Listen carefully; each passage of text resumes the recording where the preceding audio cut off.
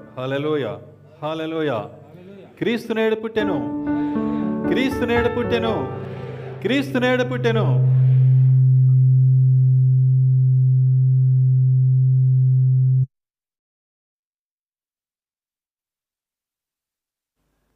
Praise the lord, praise the lord, praise the lord, praise the lord. దేవుని పరిశుద్ధ నామమునకు మహిమ.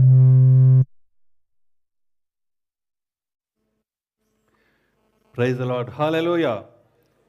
దేవుని పరిశుద్ధ నామమునకు మహిమ కలుగును గాక. ప్రియులారా, మన ప్రభు అయిన యేసు క్రీస్తు నామములో మీకు అందరికీ శుభములు. మన ప్రభువును రక్షకుడునైన యేసు క్రీస్తును ఆరాధించడానికి ఆయన సన్నిధికి వచ్చిన మీ అందరినీ కూడా దేవుడు దీవించును గాక.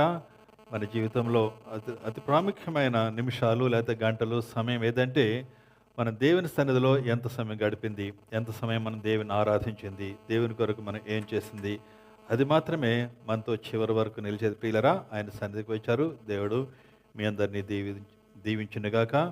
అదే సమయంలో మా ప్రియులరా, ఈరోజు 9 సంవత్సరాలు పూర్తి చేసుకుని ఖైతాన్ సంఘం నూతన వస్త్రంలో ప్రవేశించిన ఈ శుభ సందర్భంలో ఖైతాన్ సంఘ కాపరులకు అదే సమయంలో ఎంతవరకు కొంతమంది కాపరులు చేశారు. ఇప్పుడు ఇద్దరు కాపరుల సంఘంలో ఉన్నారు. వారితో సహా తర్వాత కార్యవర్గాన్ని వారికి తర్వాత సంఘమంతటికి కూడా నా హృదయపూర్వకమైన శుభములు, నూతన వత్సర శుభములు, శుభాకాంక్షలు తెలియజేస్తున్నాను.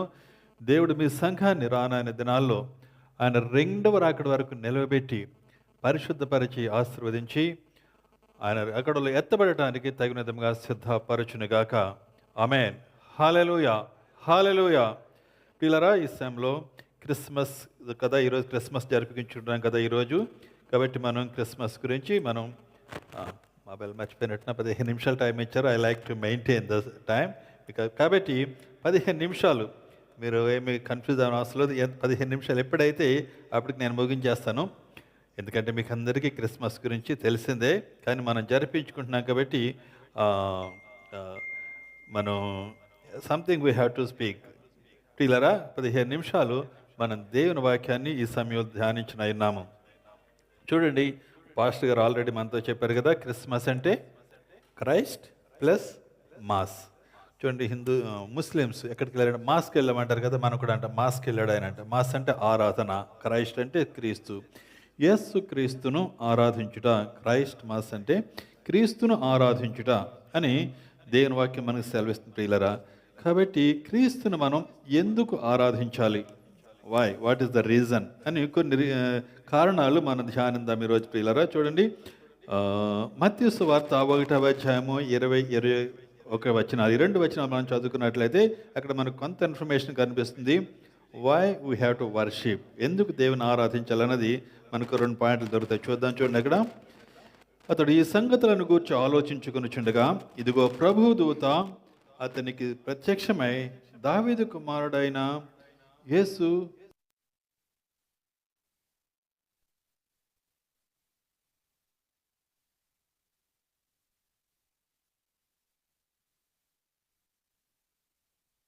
శుద్ధాత్మలను కలిగినది, ఆమె యొక్క కుమారుని కనును తన ప్రజలను వారి పాపముల నుండి ఆయనే రక్షించును. చూశారు కదా, కనుక ఆయనకు యేసు అని పేరు పెట్టుదువనెను. చూడండి, ఇక్కడ రాయబడిన భాగంలో మనకు చూసేది ఏమంటే, ఇక్కడ యేసేపు ఆ సంగతులను గూర్చి ఆలోచించుకొని చుండగా, అంటే అప్పటికే యేసేపుకి ప్రధానమైంది మరియను పెళ్లి చేసుకోవాలి. అయితే he come to know that she is pregnant, ఆమె గర్భవతి తెలిసింది. యేసేపు నీతిమంతుడు కాబట్టి ఏం గొడవ చేయాలనుకోలేదు అని రాయబడుతుంది. అది మనం చదువుకోలేదు అనుకోండి, అని రాయబడి ఏం గొడవ చేయకూడదు, కానీ మౌనంగా ఏం గొడవ లేకుండా తన్ని విడిచిపెట్టేయాలి, ఎలా, హౌ టు లీవ్ హెర్ అన్నది ఆలోచించుకుంటూ ఉన్నాడు.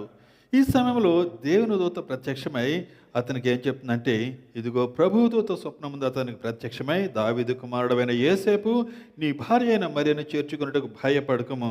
నువ్వేం భయపడవలసిన అవసరం లేదయ్యా, ఆమె ప్రెగ్నెంట్ అయింది అనుకుంటున్నా కదా, don't be worried, how it is అనుకున్నాడేమో. అయితే భయపడకము, ఆమె గర్భము ధరించినది పరిశుద్ధాత్మ వలన కలిగినది.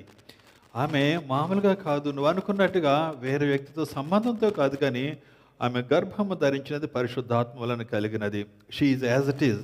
అయితే పరిశుద్ధాత్మ దేవుడు ఆ మరియ గర్భంలో ప్రవేశించిన తర్వాత శరీరం మరియా పరిశుద్ధాత్మకి ఇచ్చినట్లుగా మనం చూస్తున్నాం. అంటే పరిశుద్ధాత్మ దేవుని గర్భం ధరించింది. పరిశుద్ధాత్మ దేవుడు తనలో ఉన్న ఆమెలో ప్రవేశించాడు, దానివలన గర్భం ధరించింది. So with that we can understand that ఆమె గర్భం ధరించింది దేవుని బిడ్డను, పరిశుద్ధాత్మను, తండ్రి కుమార పరిశుద్ధాత్మ ట్రయూన్, అదే ముగ్గురులో ఏకత్వం కదా. ఆమె గర్భం ధరించింది పరిశుద్ధాత్మ. ఇదొకటి మనం జ్ఞాపకం చేసుకోవాలి. ఇకపోతే తన ప్రజలను ఆయన పాపముల నుండి ఆయనే రక్షించును. అనదర్ థింగ్ మనం జ్ఞాపకం చేసుకోవాల్సింది, ఆయన మాత్రమే తన ప్రజలను వారి పాపముల నుండి రక్షించును. ఎందుకంటే మానవుడు జన్మతోనే పాపి. ఎందుకంటే ఆదాము చేసిన పాపం మనందరికీ సంక్రమించిందండి. హౌ ఇట్ ఈజ్ అనుకుంటాం కదా, అదా ఎవరో ఆదాము ఎప్పుడు పాపం చేస్తే మనకేంటి, కానీ ఆదాము చేసినప్పుడే మనందరినీ కూడా దేవుడు అప్పుడే మనందరిని ఎరుగుడు. ఆదాము గర్భంలోనే ఏమిచ్చాడు. మనందరూ కూడా ఆదాము సంతానం. ఆయన యొక్క పాపం హెరిడిటరీ లేదా genetic, whatever you may think, ఏమనుకున్నప్పుడు కూడా మనందరికీ సంక్రమించింది. దానికి విడుదల అవసరమైనది.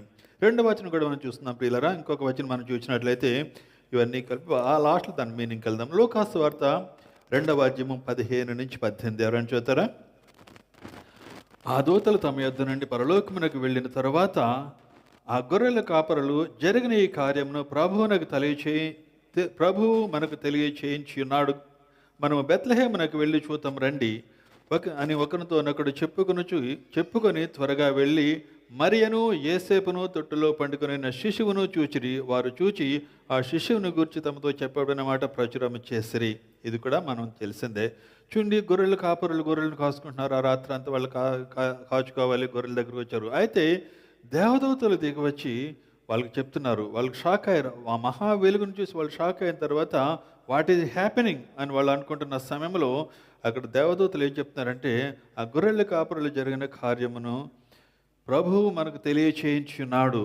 మనము బెత్లెహేమునకు వెళ్ళి చూద్దాం రండి అని అక్కడ చెప్పుకొని వాళ్ళందరూ కూడా గొర్రెలు వదిలిపెట్టేశారండి. గొర్రెలకి ఏమవుతాయో వాళ్ళని ఆలోచించలేదు. మనం కాపలా కాయటకు వచ్చాం కదా, మరలా మనం ఇంకొక వెనదర్ జాబ్ పెట్టుకుంటే గొర్రెలకి ఏమవుతాయి, that's no matter, no problem. తర్వాత వాళ్ళు రాత్రి ఇది మేము ఎక్కడికి వెళ్ళాలి, కొత్త ప్లేస్ ఏమో బెత్లెహేమ్కి వెళ్ళాలి, హౌ ఇట్ ఈజ్ అనుకోలేదు. What ever it might baby we will go and visit అనుకున్నారు. వాళ్ళు వచ్చి అక్కడ శిశువును చూచిరి. అక్కడ వారు చెప్పుకొని మరియా యేసేపు తొట్టులో పండుకొని ఉన్న శిశువును చూచి ఈ శిశువుని గురించి వారితో తమతో చెప్పబడిన మాటలు ప్రచురం చేశారు. వాట్ దే హ్యావ్ డన్ అంటే వాళ్ళు ఏమేమి చూస్తారు, ఏమేమి అనుభవించారు, వెంటనే వాళ్ళు ప్రచురం చేయడం మొదలుపెట్టారు. One way we can say that వారు సువార్తను ప్రకటించారు. అయ్యా మేము దేవదూతలను చూసాము, దేవదూతలు వచ్చి మాకు చెప్పే ఏంటంటే మీరు పలానా చోటుకి వెళ్ళండి, అక్కడ మీరు శిశువుని చూస్తారు అని చెప్పి దేవదూతలు ఏమైతే చెప్పాయో అవన్నీ కూడా వాళ్ళు ప్రచురం చేసినట్లుగా మనం చూస్తున్నాం. ఇంకొకటి మనం చూసుకుందాం ప్రియులరా. చూడండి, ఇంకొక వచనం మనం మత్తయి సువార్త 2వ అధ్యాయం 10-11 వచనాలు.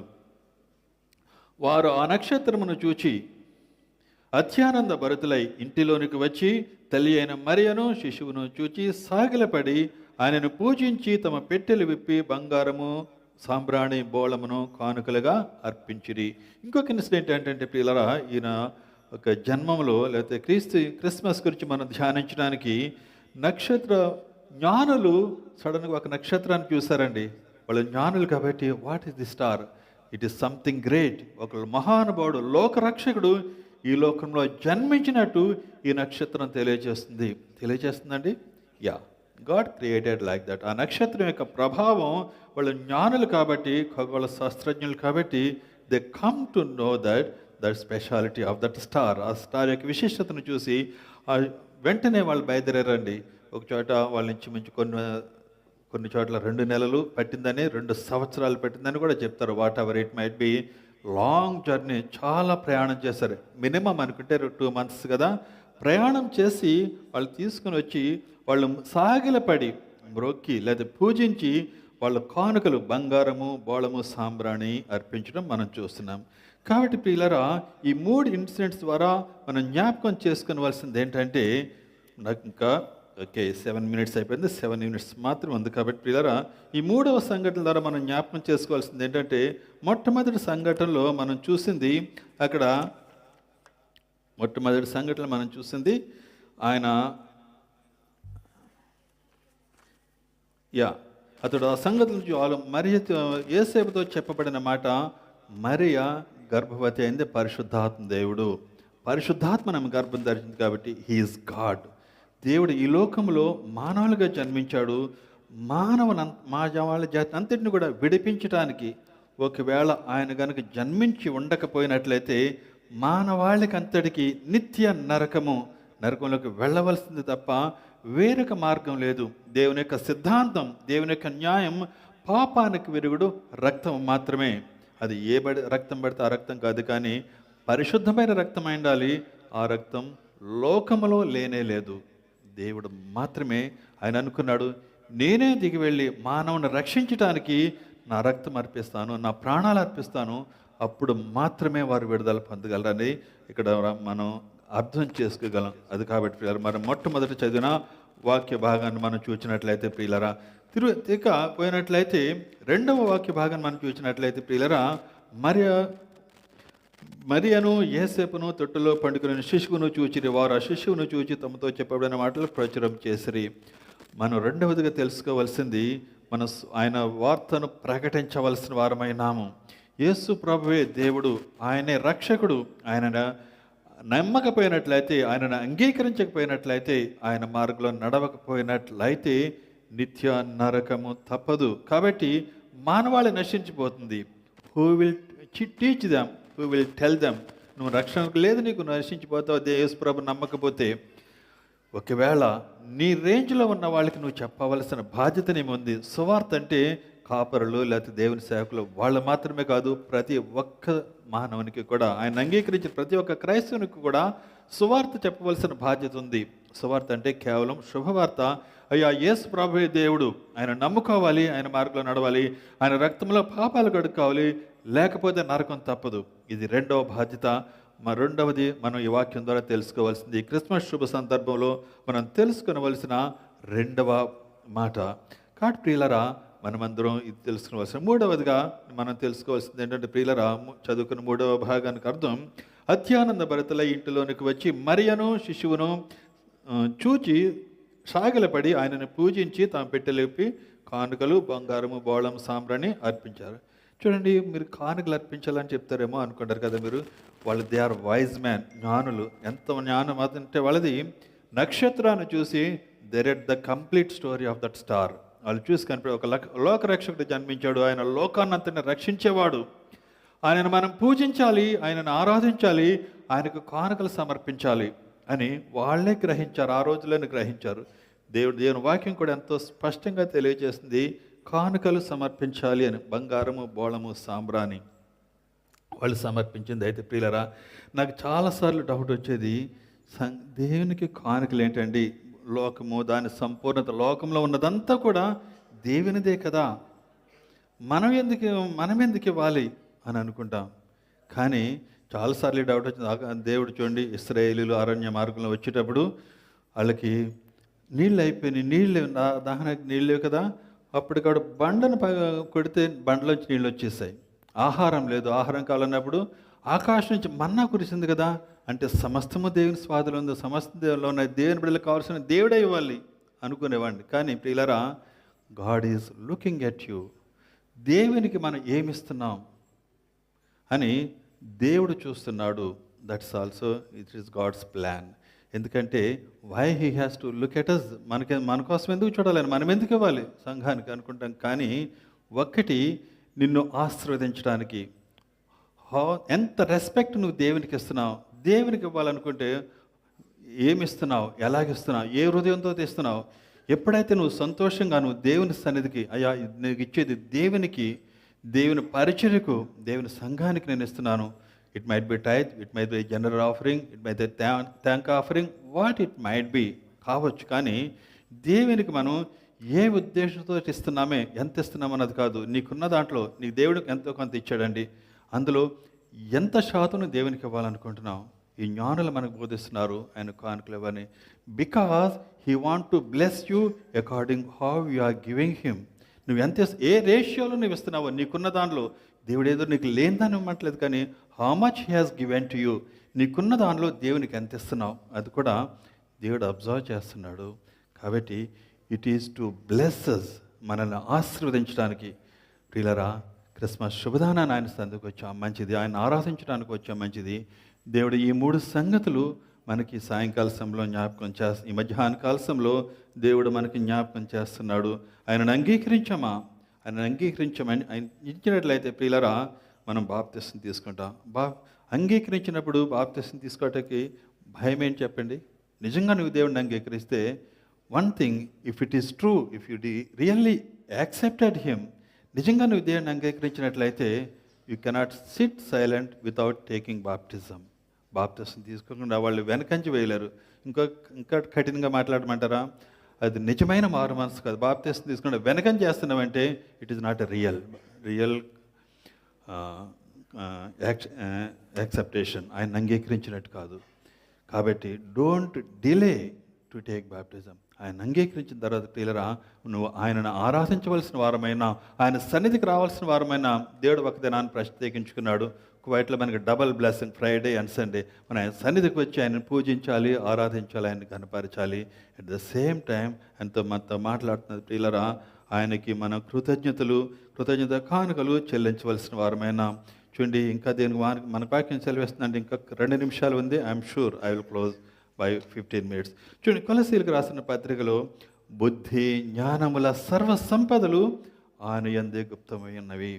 ఎప్పుడైతే నువ్వు దేవుని కలిగి ఉంటావో, బుద్ధి జ్ఞాన సర్వ సంపదలు, you will be very dignified man.